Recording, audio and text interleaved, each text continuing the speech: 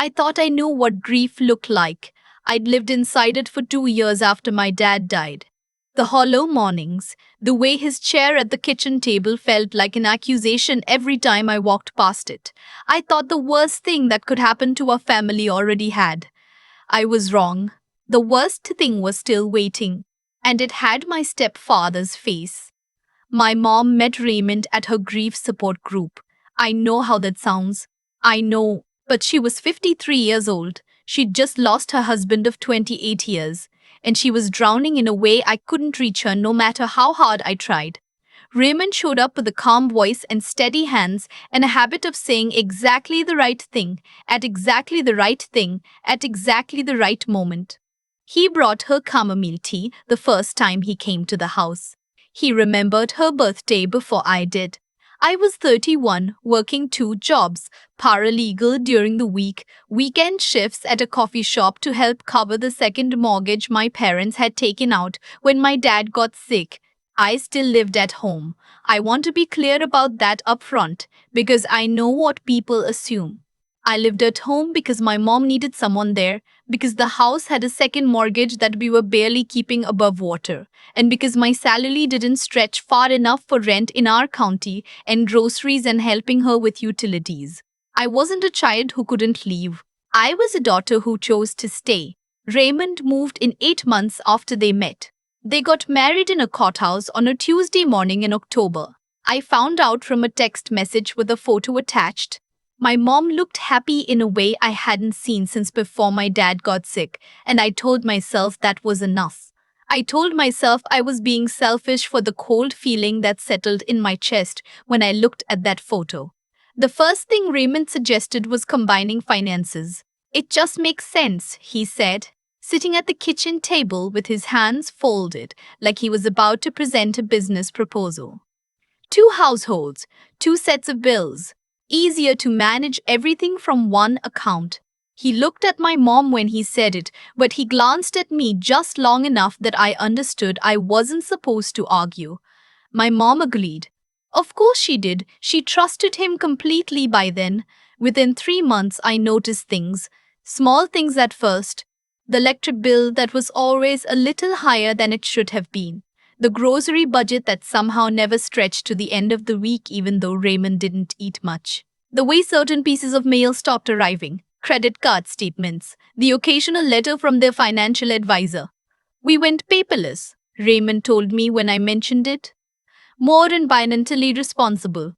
I nodded. I filed it away somewhere in the back of my mind and tried to focus on the things I could see clearly. My mom was smiling again. She was going to her book club. She'd planted tomatoes in the backyard for the first time in years. Then she started getting sick. It was subtle in the beginning. Fatigue that she blamed on her age. Headaches she brushed off as allergies. A stomach that was always a little off, always a little unsettled. Our doctor.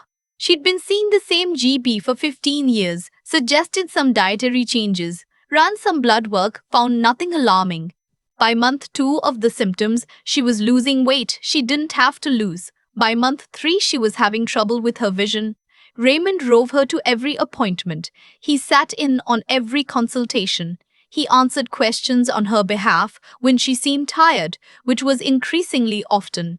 He bought her supplements, a whole shelf of them, brown bottles lined up in the bathroom cabinet.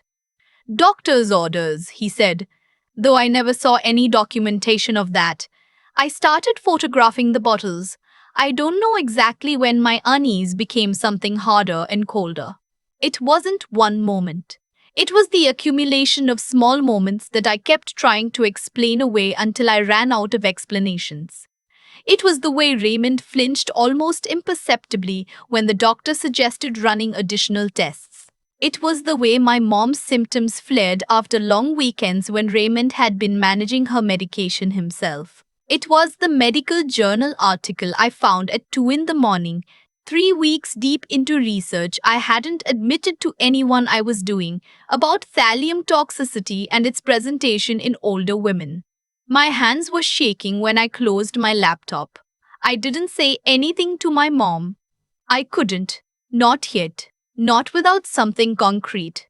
Not when Raymond was always within earshot and my mom looked at him like he was the only solid ground she'd found since my dad died. I called my dad's brother, my uncle who lived 2 states away and had never liked Raymond from the first time they met at Thanksgiving. I told him what I suspected. He was quiet for a long time and then he said, "Tell me what you need." What I needed was access to those supplements. I found a way. I told Raymond I was reorganizing the bathroom cabinets, something I actually did methodically so it wouldn't seem like an excuse. And while I was in there, I took samples from 3 of the brown bottles. I didn't know exactly what I was looking for, I just knew something was wrong. I was still waiting on the results from a private lab my uncle had found for me when everything came apart at the hospital. My mom had a fall. She lost her balance coming down the stairs. Her coordination had been getting worse, though we'd blamed her new blood pressure medication, and she fractured her wrist and bruised 2 ribs. The ER admitted her overnight for observation because the attending physician was concerned about her general presentation. She was pale and disoriented in a way that the fall alone didn't explain. I got there within 20 minutes. Raymond got there an hour later. I noticed he didn't look particularly alarmed. The second night of her stay, her condition seemed to be stabilizing. I'd been sleeping in the chair beside her bed, going home only to shower and change. Raymond came in that evening and stood at the foot of the bed and watched her sleep for a while and didn't say much. He left around 9. I stayed. Around midnight, I must have dozed off in the chair. I woke up to Raymond's voice, low and tight and controlled in a way that was somehow worse than yelling. He'd come back. I didn't know why. He was standing over my mom, who was awake now and blinking in the dim light, and he was telling her something about the insurance paperwork, about documents she needed to sign, and he had a folder in his hand. I said his name. He turned, and something shifted in his face. Just for a second, just a flicker, before he smoothed it back into the calm expression he always wore. "Go back to sleep," he said to me, the same voice he used when he thought I was being inconvenient. "This doesn't involve you. She's recovering from a fall," I said. "She's not signing anything tonight."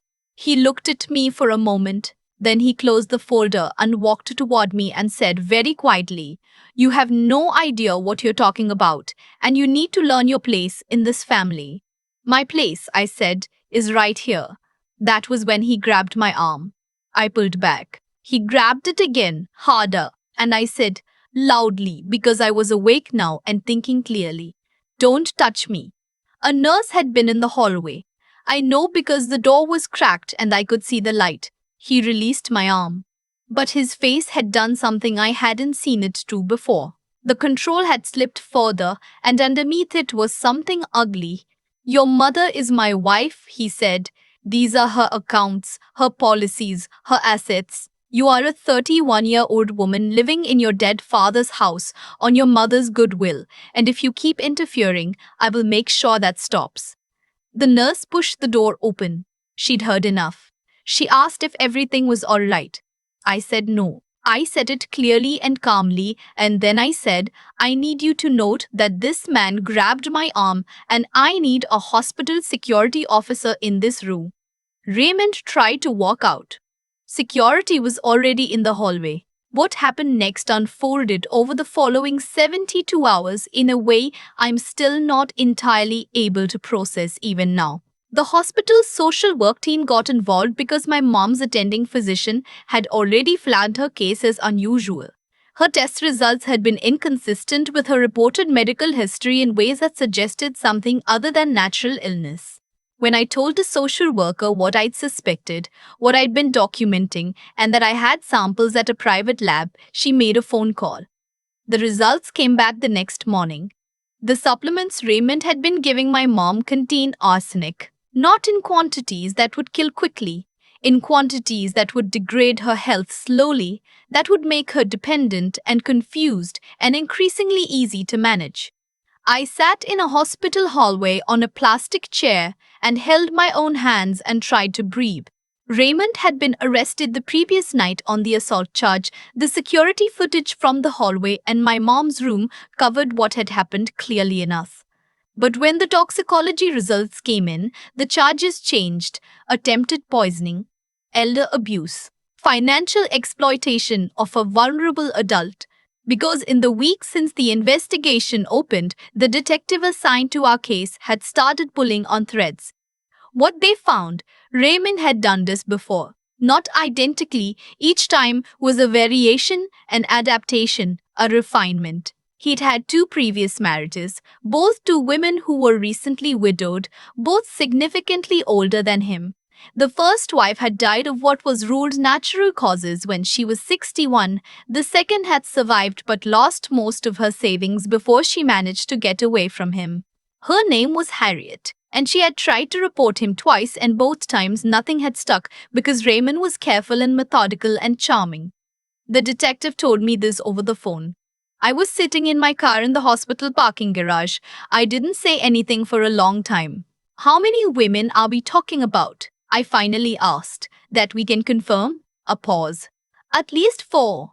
The prosecution built a case that took almost a year to put together. I testified. So did Harriet. So did the physician who treated my mom's second wife's surviving sister, who had kept records. So did the forensic accountant who had spent months untangling what Raymond had done to my mother's finances. The joint account he'd used to funnel money into a separate account in his own name.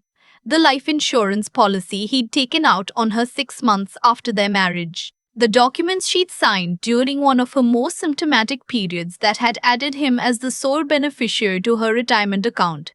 He'd started moving her money within the first 30 days of their marriage. By the time I caught him in that hospital room, he had transferred just under $90,000. Raymond stood trial on 7 charges, including attempted murder, financial exploitation, and elder abuse. His attorney argued that the arsenic in the supplements was a manufacturing error. The prosecution brought in the private lab results and a toxicologist who explained, methodically and at length, exactly why that wasn't possible given the dosage pattern. The jury deliberated for 4 hours. Guilty on 6 of 7 counts. The judge sentenced him to 22 years. I was in the courtroom when the verdict was read. My mom was sitting beside me. She'd spent 3 months in a treatment program recovering from the arsenic exposure, and she was thinner than she'd been before Raymond, and her hair had grown back differently after it had started falling out, and she cried in a way I'd never seen her cry before. Not grief. Not the hollow grief after my dad died, but something more like the sound a person makes when they finally understand how close they came to not surviving. I held her hand.